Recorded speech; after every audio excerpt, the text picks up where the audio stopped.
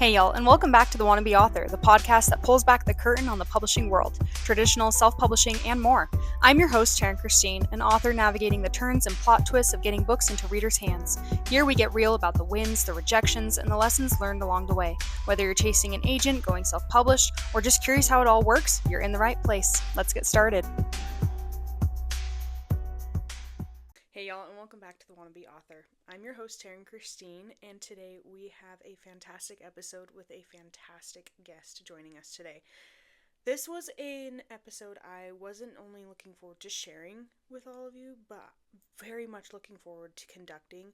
Our guest today is one I've been following for a really long time through my own author journey. I got to see this author go through the query trenches, sign with her agent, and now get ready for the release of her upcoming romantasy novel, Viper and Lillies, which follows three sisters of a high society family famous for hunting enchantresses. But they are secretly the last surviving bloodline of enchantresses themselves. When an investigation begins into whether a bloodline of enchantresses escaped the hunt, the sisters must do whatever it takes to silence the suspicions. It's full of dark secrets, enchanting magic, female rage, and lots of steamy romance. I have been very much looking forward to this book and to sit with this author and talk about the journey of getting this book to publication and what that's been looking like for her. It was very, very fun for me. I got to fangirl a little. But this author was one I really wanted to have on the podcast, not only for her journey and the explanation of it, but also she offers a unique perspective because she also works in publishing. So it was fun to kind of see the point of views of having worked in publishing and now being in that publishing route and to talk to her about it. And we got to touch on a lot of fun things like finding ourselves in our writing and the kind of dedication it takes to be successful in the publishing path. I'm so excited for y'all to learn from this author the way I did. It is my absolute honor and privilege to introduce you all to Lexie Axon. Okay. Hi, Lexie. Welcome to The Wannabe Author. Thank you so much for having me. Of course. Honestly, such an honor to have you here. Before we get going on everything, talking about your book, because let me just tell you, I don't think I've anticipated a book quite like I've anticipated yours. So I'm just so excited to dive in and talk about it with you. But first, I always like to start off my episodes with asking my guests, what are you currently reading? I am currently rereading A Study in Drowning by Reid. I read it a few years ago and I decided to pick it back up, and I'm so glad I did because I feel like her prose is so beautiful that like every time you read it over, you just get something new out of it. But I am on the last chapter. So if you have any recommendations, I want to hear what you're reading too, because I'm on a big fantasy kick right now, but I also love to read outside my genre. So if you have any recommendations of what I should read next, definitely let me know. Oh my gosh. Okay. Well, currently I'm reading Ivy Marie's Ruinous Ends. I got a little early copy, so I've been diving into that one. I love it. I love it. I can't get my hands on that. When she sent it, I was like, okay, so hyped. But I'm trying to think if I have any other ones. I've gone through kind of a reading slump, kind of just writing a lot. I mean, I recommend Ruinous Ends. It's so good so far. Not that I can get my hands on it, but yeah, I'll definitely be picking that up once it comes out. Yeah, I love that. Yeah. Very excited for that to come out. And yeah, there are so many exciting books coming out this year. I also would love to hear what you're writing if you're open to sharing a little bit about it, or just as much as you're open about it. No, I love it. Okay, nobody asks me questions. This is fun. I'm actually interviewing you. Surprise. I love it. Okay, I love it. I'm currently writing, I've got a little gothic fantasy I've been cooking up forever that I finally was just like, you know what, I just need to write it. So, almost done with first draft, honestly. I'm hoping by the end of this month. Wait, just kidding. We are on the end of this month. first week of the next month. But we're getting through it. It's just like fun, not fun actually. It's kind of a dark fantasy. And I talk a little bit about it on TikTok to kind of keep me sane because I want to talk about it with everybody. But yeah, just writing that one out and hoping to query it soon, at least before baby comes. Oh my gosh, that is so exciting. Congratulations on almost finishing the first draft. I feel like that's like such an accomplishment and almost the hardest step of just the whole writing process. So, congratulations. And I love Gothic fantasy. I feel like I've gotten really into Gothic fantasy in the last couple of years, especially with like Rachel Gillig's work. I love Rachel Gillig. So I feel like I'll be excited to pick up your book once it's available. So that's super Oh my exciting. God. Thank you. Thank you. Rachel Gillig is my God when it comes to I Gothic fantasy. I love her. I know, bowing at her feet always. No, for real. Okay. Well, thank you for petting my ego a little bit. That was fantastic. I needed that. Now, let's get back into talking about you and your book coming out. But I'd love to start from the beginning.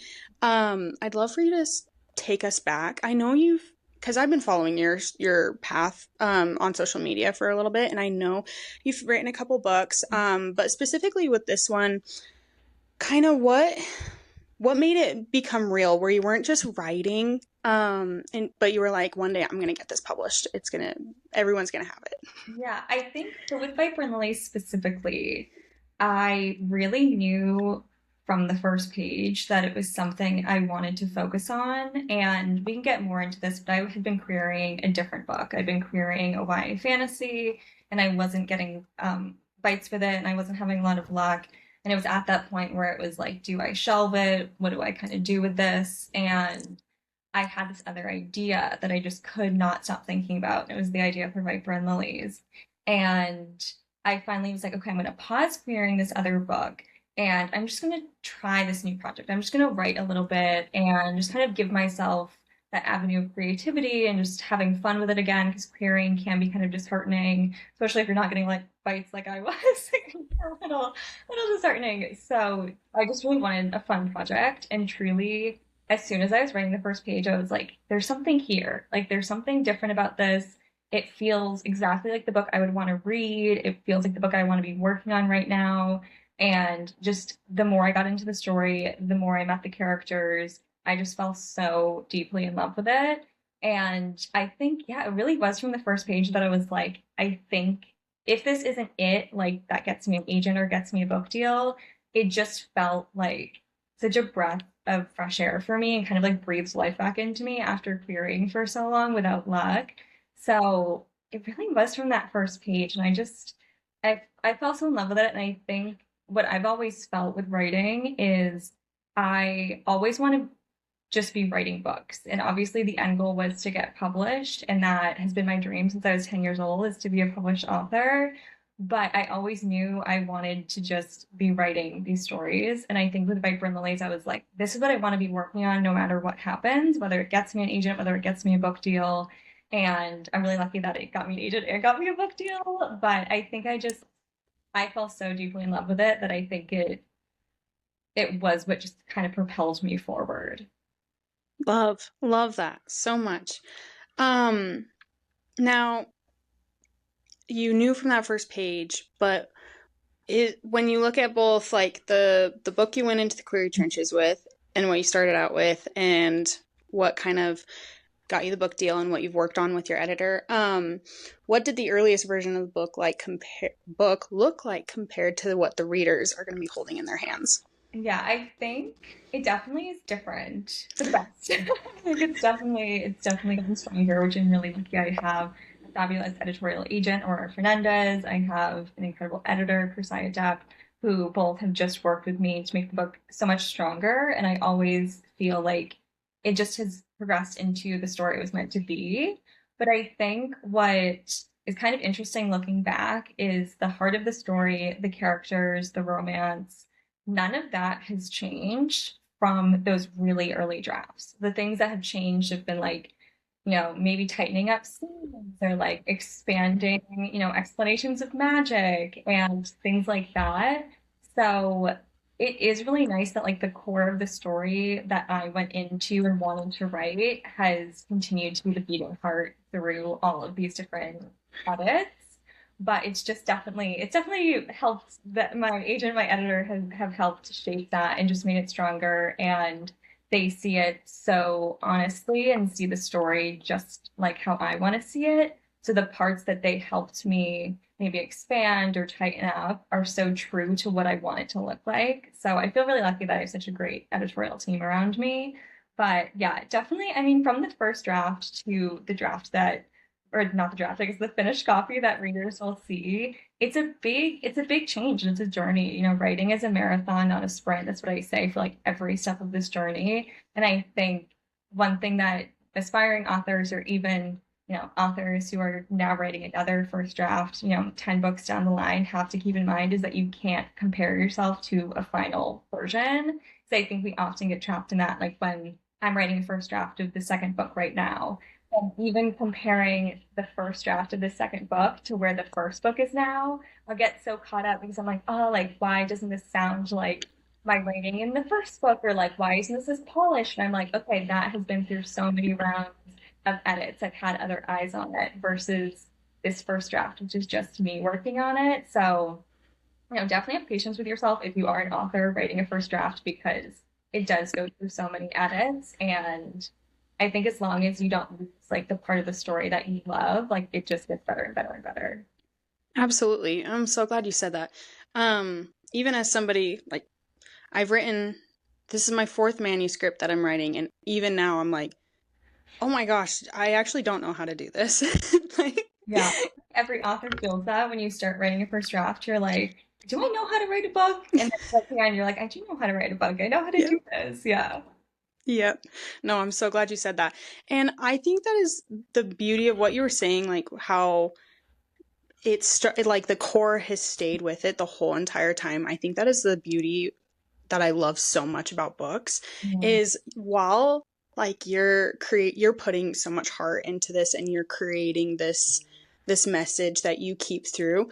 I do love how so many people get to be a part of just like perfecting that art. Mhm. And I like, we talk a lot about, I feel like in the author community that writing books can be lonely. Yeah.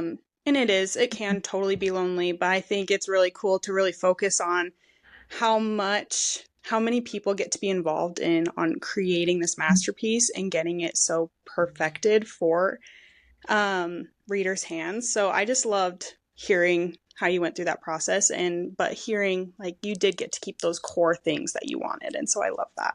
Yeah, I'm really lucky. Just everyone I've worked with has been so incredible with the story, with working with me, and just the pieces of the story that my agent, my editor, even my film agent, just different people that I've worked with, the pieces that they pick out and that they say like, oh, I think readers will relate to these sisters, or they'll be able to find themselves in this part of the story. Like hearing that reflected it's the exact things that I want readers to pick up. And it's the exact things I'm like, yes, this is what I was trying to do with this story. And having these people who have read it and worked on it and have them say the same thing is such an amazing process and just such an amazing part of it. And I think it just shows that through this journey, and I know we'll get into this, but like with querying, with going on sub, like you get these passes, but it leads you to the people who are going to see that story exactly how it's meant to be seen and how you see it and how you want readers to see it. And it's such a relief when you find those people, and it's such a blessing. Yeah. No, I love that. Okay. Um, Now I'd love to kind of for you to paint the picture of what a writing day looks for you. I know you work full time in publishing, which is so cool. And you're a cat mom, so you're busy. My You're busy. mother too. Yes.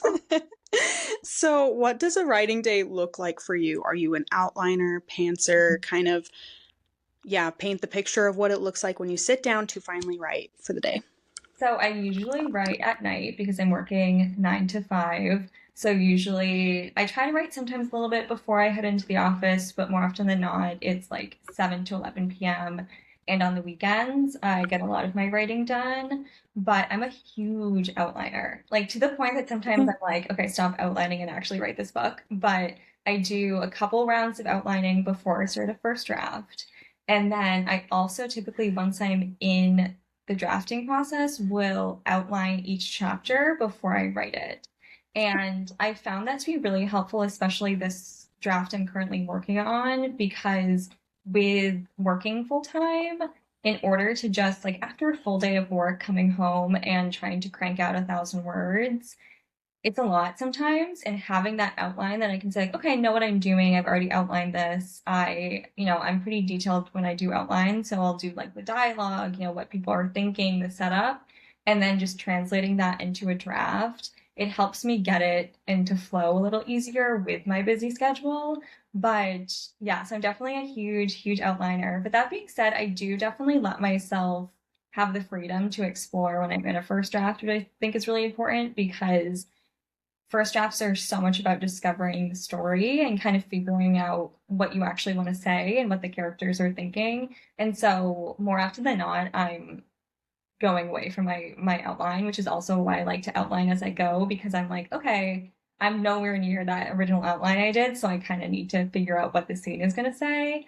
But other than that, I would define myself as a cozy writer where I like to be in my comfiest outfit. I like to be on my couch with YouTube ambiance video on, cats around me, blankets, heating pad. Like, I want to be cocooned in comfort and coziness. And that's usually my setup every single night and most often on the weekends as well. I am envious of authors who can write in cafes and can have the like aesthetic vibes going to a cafe like in New York City with like their coffee and all of that. I cannot focus when I'm in a cafe. I try to do it for the vibes and I can never do it. So I'm definitely like an at-home cozy writer. But do you find the same? Like, do you like to be at home or do you like to go out and write? It depends. I Mm-hmm. am very much, I think, a lean toward more cozy writer, like you're saying, where I'm like, I just need my music. I need to be in my comfy clothes and in a blanket. But I work from home, so sometimes I'm like, I need to get out. I need human interaction. So I'll go to Barnes and Noble, and it's still like really cozy in a little corner. Yeah, so fun. So I very much relate with you. I love the outlining aspect of it. I wish I had that skill. You actually remind me a lot of one of my other author friends who also outlines like crazy, and she's tried to teach me. She's like, just do it like this. I'm like, I can't. I need to fail a lot. Feel like it's whatever gets you writing though, because I have Yep. friends who are total pantsers and they just sit down and they can crank out like 2K and they'll just like be writing and writing and writing, have no outline, not know what, the path ahead is, and they still get the same product I do. They still get Yep. a book. So it's all about just what makes you confident approaching a draft. And if that's outlining, that's outlining. If it's not, it's not. So I feel like we never need to shape ourselves into other people's writing routines. I feel like it's just whatever floats your boat and gets the words on the page. Absolutely. Absolutely. I think that was perfectly well put. Okay. What part of the writing process feels most natural to you, and what part just almost breaks you every time? I I think my favorite part, I do love a first draft. Hmm. And I really love, especially now that I've been through the process of working with an agent, working with an editor, and working with a copy editor, and seeing a book go through the whole process. I really love this moment I'm having right now with book two, where it's just mine. And like nobody's commented on it. Nobody's giving me feedback, which again, I'm going to be so appreciative of when that time comes. But it's kind of fun to be like, oh, nobody knows what these scenes are yet. Like, nobody knows what's going to happen except for me. So I do really love a first draft now, and I'm really appreciating kind of having that intimacy with it, with where it's just me and the page. But I think my favorite part of the drafting process is when you're done with a first draft and it's time to make developmental edits. And I usually do like another outline or I get like sticky notes and plaster them all around my apartment and just try to figure out now what I want to change, what I want to keep. And that stuff of it I find really exciting. I remember, I forget who said it, but one of my favorite phrases is the first draft is like putting sand in a sandbox, and then editing is turning it into sandcastles. And I feel like I love that stuff where it's like, okay, I know what I'm trying to say now. I have a draft. I know where this story is going. Like, how do I now break it down and build it back up to be the best it can be? So I really like that step. And I'm almost at that point with the second book. So I'm excited to kind of get my hands dirty with editing. That is so exciting. Okay, remind me, is is it a trilogy or a duology? It's a trilogy. That's right. Yeah. Okay. No, Gosh, I that know. is so exciting. It is. Okay. I'm very excited for everything that's ahead with the series. Yeah. Okay, now I'd love to talk more about publishing, and I'm especially excited about this, like not just talking about your journey in general with your book, but kind of getting your perspective, having worked in publishing, and kind of seeing how things have played out, and now seeing it from this end. So I'd love to start out with well, I would love for you to walk us through the road to publication. What were the unexpected highs and the nobody told me about this moments? Definitely. So, as I mentioned, I had been querying a different book first. So, I was querying a YA fantasy for a while and decided to shelve it to work on Viper and Lillies. And best decision I've ever made. Very, very happy with that. Like one of my favorite expressions is sometimes rejection is redirection. And I think that was really a lesson I learned with that was there was a reason that first book maybe didn't pan out as I thought it would. And it opened the door for me to work on Viper and Lillies and to get my agent with that. So I wrote Viper and Lillies. I spent about a year drafting and editing it. And then I started querying it, and I queried in batches. So that's typically when you send out 10 to 20 query letters, take a break, see what the response is, send out more, take a break. And that just worked really well for my schedule and for my mental health, to be honest, to kind of have those breaks between sending out query letters. So I did that for about 10 months before I signed with my literary agent, Aurora Fernandez, who I love dearly. And then we worked on it a little bit. She's an editorial agent, which I was really looking for.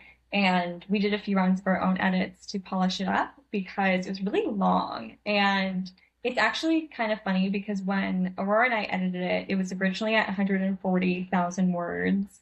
And she was like, I really want to try to trim it down because going on sub, editors don't want these really massive books. So we actually cut about 20K of it and we trimmed it down a good amount. And then we took it on submission. I was on submission for just under 3 months before I got my deal with Grand Central at Hachette. And what's funny is now we've expanded it again, and now it's about 130K. So we kind of shrunk it down and then built it back up. But yeah, so I got my book deal in January of 2025. So it was about a year ago today. So awesome. Okay, love. Um, and then when you were a wannabe author, kind of just writing out your books, what did you think the journey would look like, and how wrong were you? Were there any aspects where you're like, what?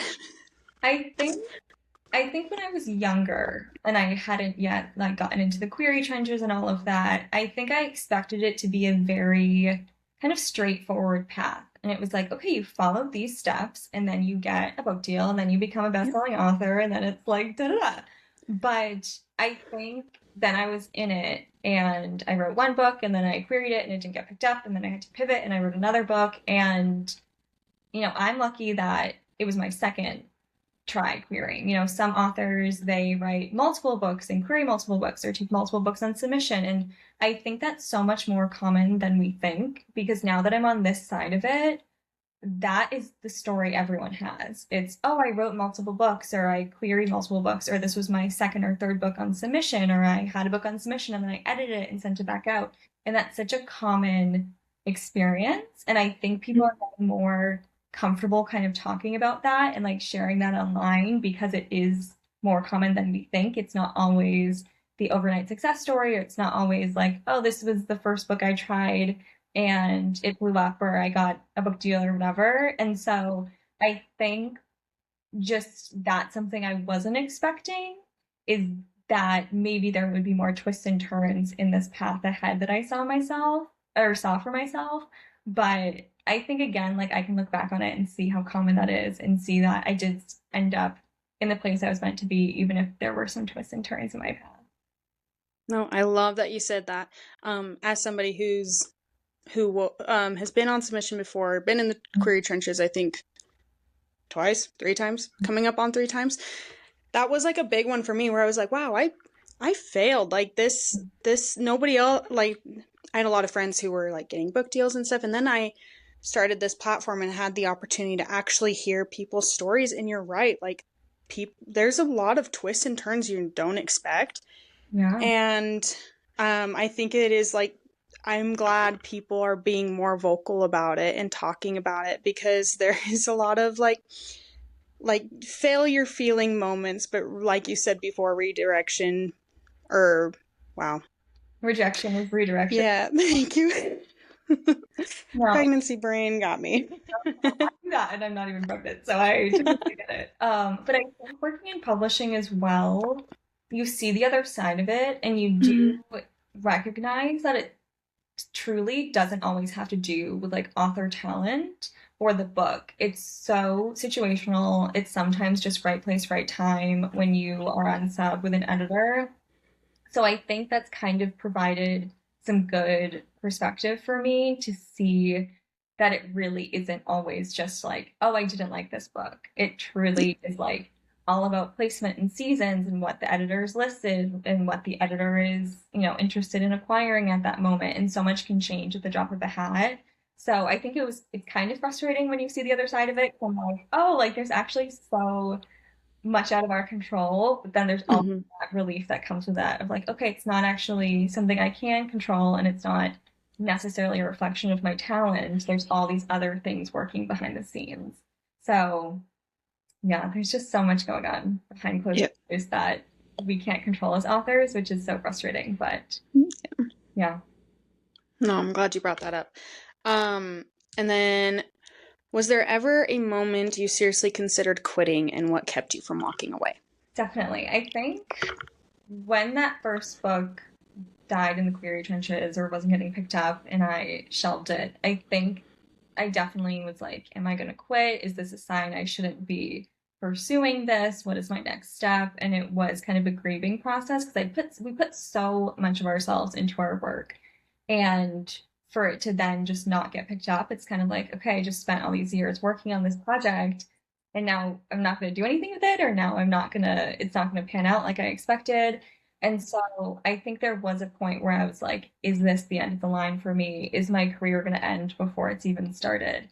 And every time I would, have that breakdown, I'd be like crying, wondering if it was it. Then 2 hours later, I'd be writing because it's just who I am. And it's been who I have been since I was a little kid, where I've always been a writer and I'm going to be a writer for the rest of my life, even if I never was going to get published.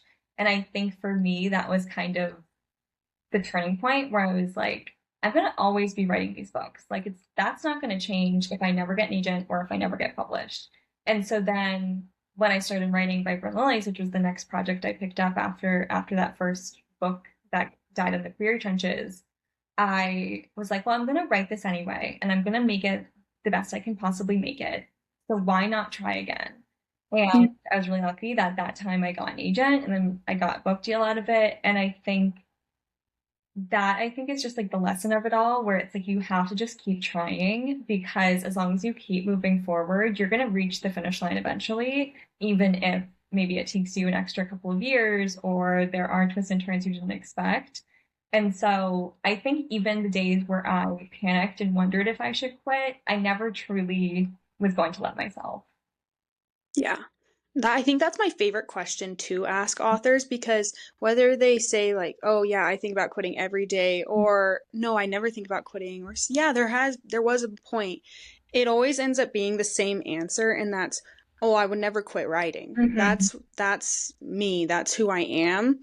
Was I ever considering stopping this, like getting it out into readers' hands? Yeah, there's been a moment or two, but I love how essentially like we all are like, no, this is just who I am. I would never stop. Yeah. So I love hearing your response with that. I am curious. You had your YA book that you originally wrote. Do you think you would ever? Because Viper and Lilies is adult, It's right? adult. Yes, an adult. Okay. Do you think you'd ever venture back into YA or even like resurrect that original book?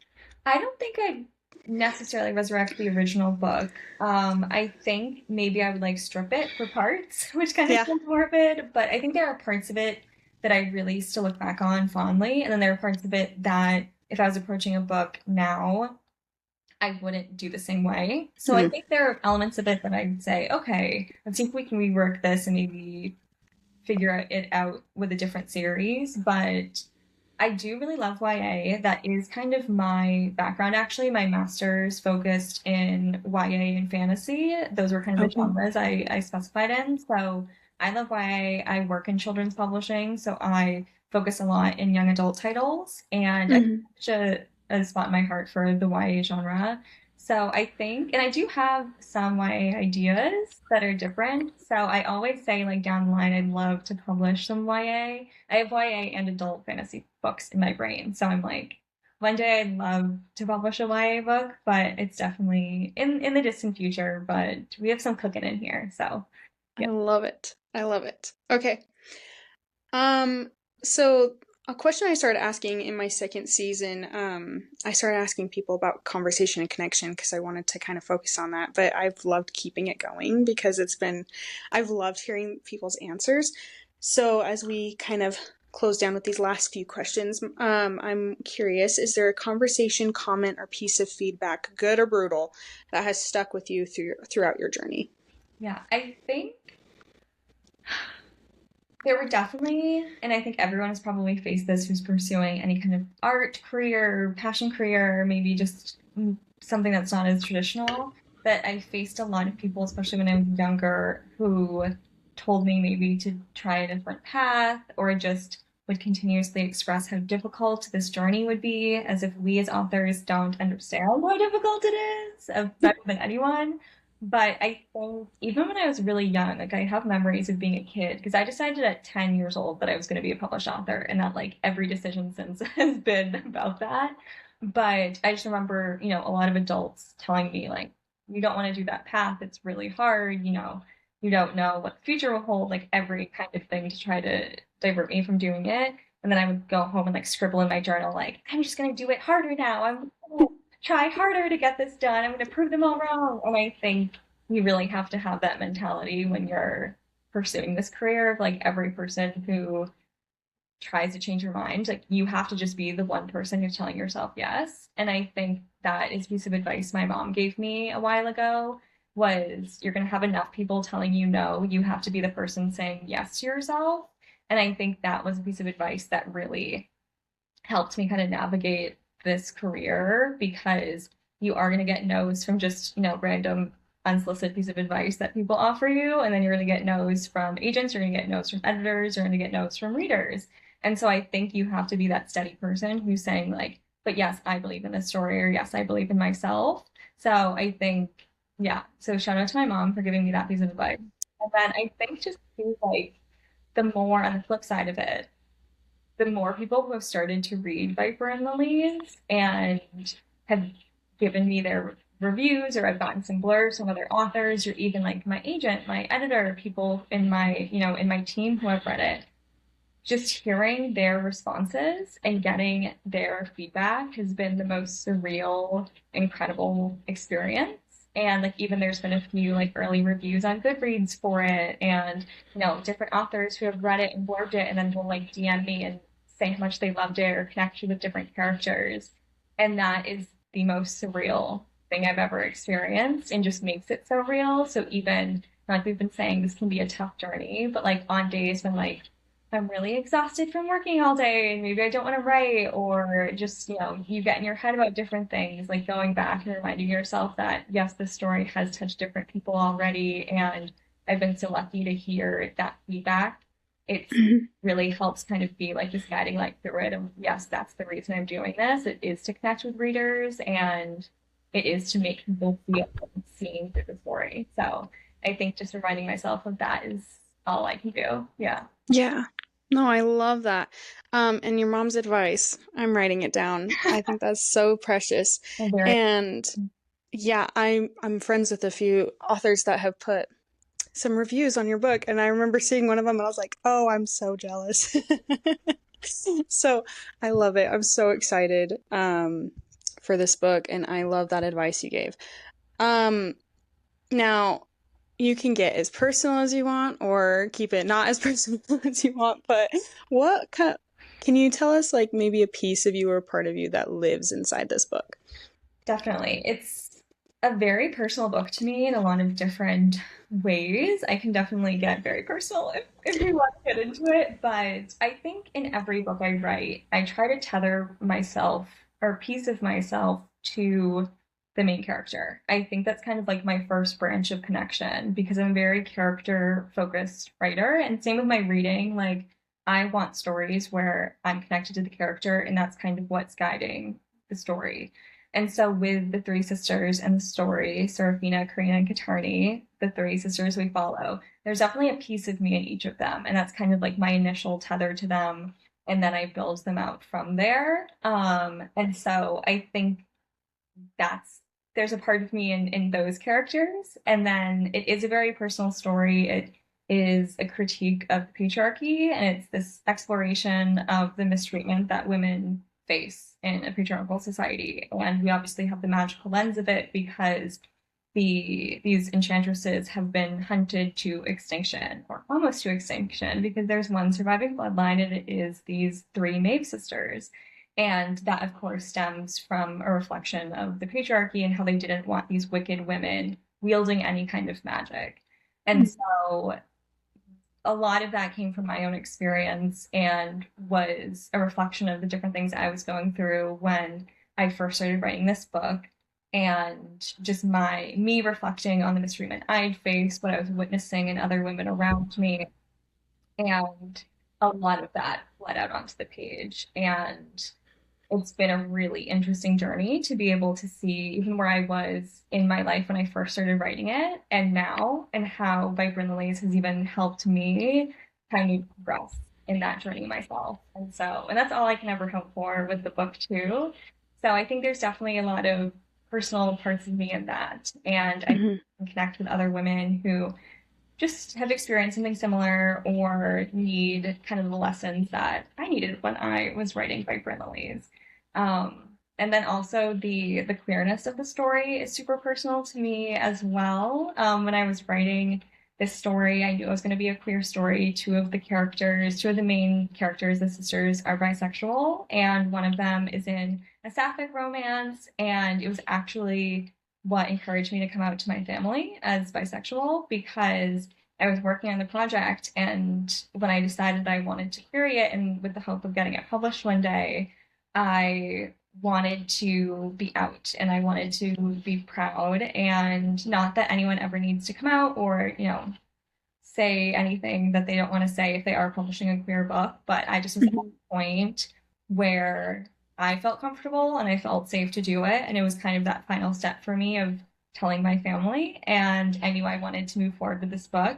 And it kind of gave me the courage to make that final step and to come out to my family. And so I think it'll always kind of have that special place in my heart too, because, Viper and Lillies is coming out and so did I. So it's definitely a very, very personal, like, heart and soul book for me.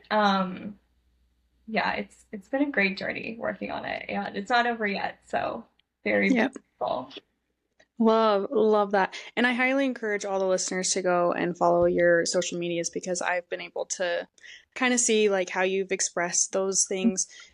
And I just know a lot of people are going to be able to, like, obviously it's so beautiful being able to express yourself through your book and like put things of yourself through there. But I think one of the most beautiful things is when readers are like, oh, I saw myself in that character. And I know so many readers are going to read your book and just feel seen.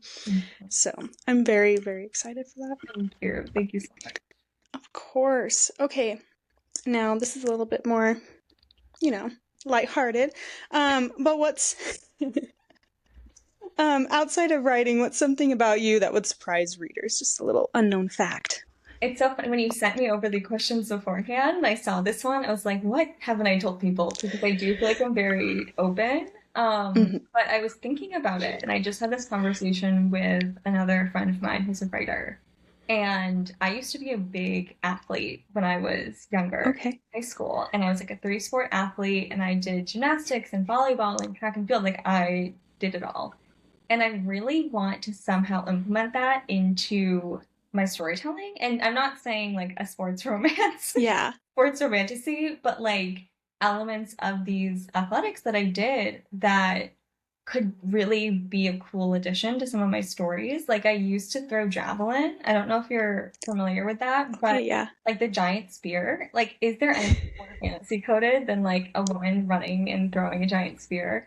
For And real. so I was really good at the javelin, which is very silly because I'm like 5'2" on a good day, and most throwers are like really tall. And Okay. I would roll up like a 5 foot little girl and win. And it was so fun. And it was just like just a blast. I think that's like the closest I've ever come to a real life fantasy hero.